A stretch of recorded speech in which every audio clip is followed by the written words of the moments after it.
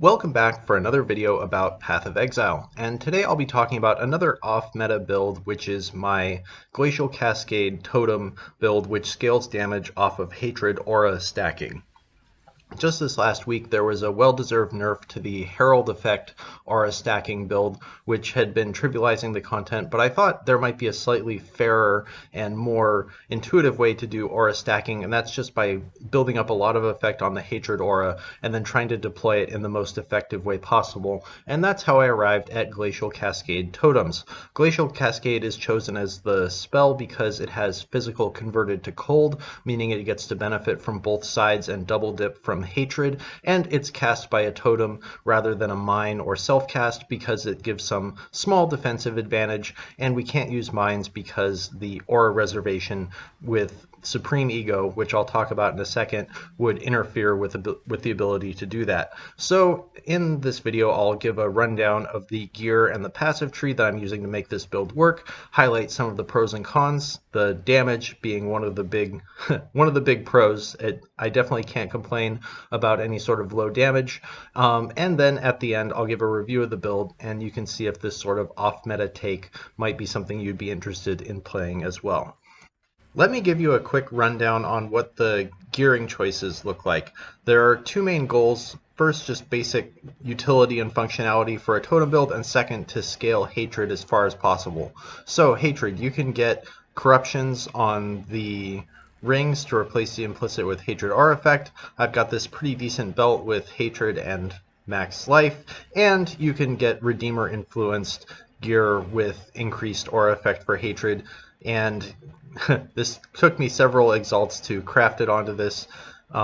Not entirely sure if it was worth it, but it is a little bit more damage to do it that way. The core of the build is Soul Mantle to have the Spell Totem, and just the classic Soul Mantle and 2 Kikazuru rings to offset the difficulty of being cursed by your own totem. So in there I've got my Glacial Cascade with faster casting, Concentrated Effect, Awakened Cold Penetration, Controlled Destruction, and Hypothermia. You could use Elemental Focus in there, but I like having the ability to freeze enemies.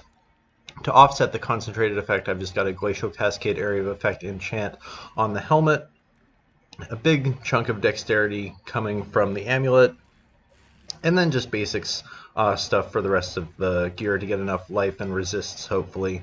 On the shield, there's the option to get these shaped shields with plus to the maximum number of summoned totems, which is great for damage.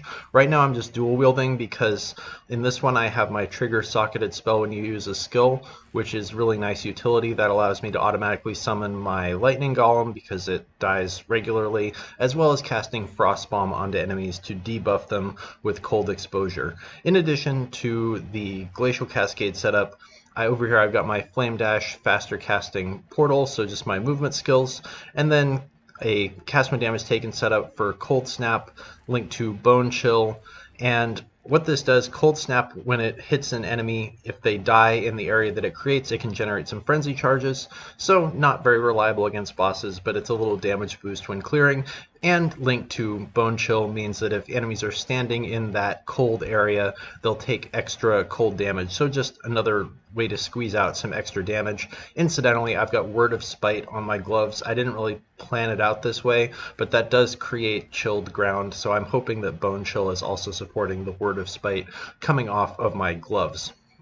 And in the boots, I've got Stormbrand linked to increased critical strikes, frostbite, curse on hit. The increased crit is to more reliably trigger elemental overload because obviously the hits from my totems do not count toward triggering elemental overload, and I want that bonus to be active for bosses.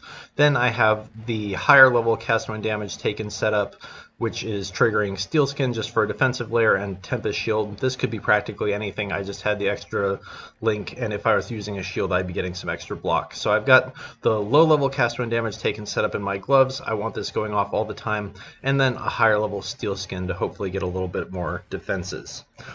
On the passive tree, it's largely just an excuse to get into the cluster jewels and stack up as much aura effect as possible. So the big priority is getting Vengeful Commander, which has increased effect of anger, wrath, and hatred, and getting that onto as many jewels as possible.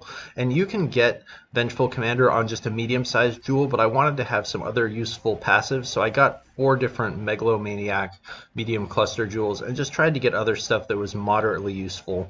So getting some extra chance to block, some chilling of nearby enemies, and then up here, I've got Prismatic Heart, more Vengeful Commander. Disorienting Display is nice to blind everything nearby.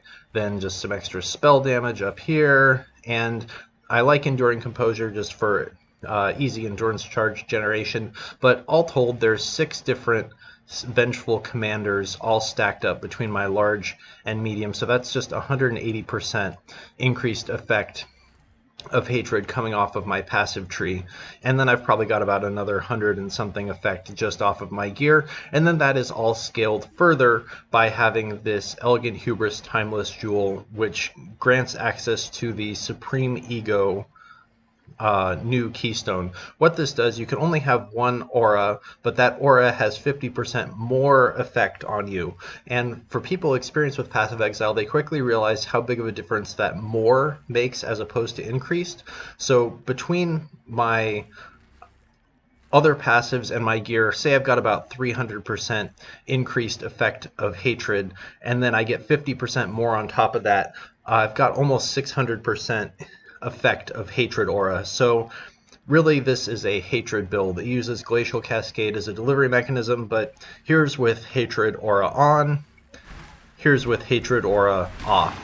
So hatred is multiplying my damage more than 5 times over just from having that aura active. That's really the core of the build and where the power of it comes from. The rest of the passive tree is just trying to get various totem utilities, trying to get enough life. I've got the Long Winter to convert part of my physical to cold, because part of making hatred really effective at scaling is you need to have 100% of your physical converted to cold. That means that the hatred, it will both give additional cold as physical and then more cold damage, and you get to double dip off of both of them if you convert 100% to cold. And we accomplish that by using the Long Winter Threshold Jewel, and you could just use 2 of those, but instead of having to use 2, I've got 25% of physical converted to cold on my gloves. Then the other jewels, I've got this pretty good Watcher's Eye for cold penetration. That was expensive, but it's hardly necessary. It's just nice to have.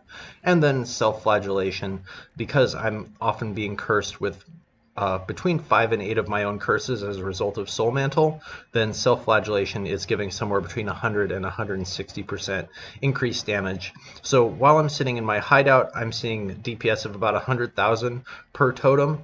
In actual mapping, once I've got Elemental Overload active, and once I've got some of the effects of the Ascendancy active, so increased damage per enemy killed recently, for example, then this can easily get to 300,000 or 400,000 tooltip DPS off of Glacial Cascade, and that's further multiplied because each cast by a totem can easily hit an enemy more than one time. I can say with some confidence that damage is not a problem for this build, and I think both the tooltip and the path of building tend to underestimate the true damage on Glacial Cascade because the pulses tend to overlap a lot, and so I've been noticing comparable boss DPS to something like my Animate Weapon build, which was doing about 10 million Shaper DPS, and this is taking down bosses just about as quickly, plus it has some advantage of being able to clear packs more easily because there's such a wide area of effect. So I've been really happy with the damage on the skill, but relative to the investment, probably somewhere between 20 and 40 exalts worth of gear on this character, it's really not surprising that it would be doing a lot of damage. If it weren't, then there'd be something going very wrong. The big downside of the character is there's not really any defensive mechanic to speak of. There's no real great block chance, and the hit point level is just adequate but not really great. I'm level 89 and I've got a lot more hit point nodes to take, but trying to fill out 2 cluster jewels full of notables does eat up about 40 points from your passive tree, and so it's hard to get enough life or defensive nodes on top of that.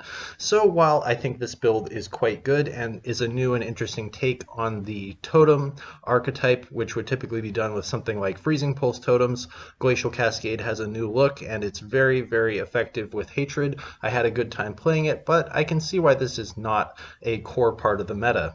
So if totems are sort of your thing and you're looking for a different flavor on it, stacking up Hatred Aura Effect I think is a way to really push the damage over the top if you're willing to invest a little bit more time and currency into the build. But that's my take on playing it. I hope you learned something or took a little bit of value out of it, and I hope to see you in the next video.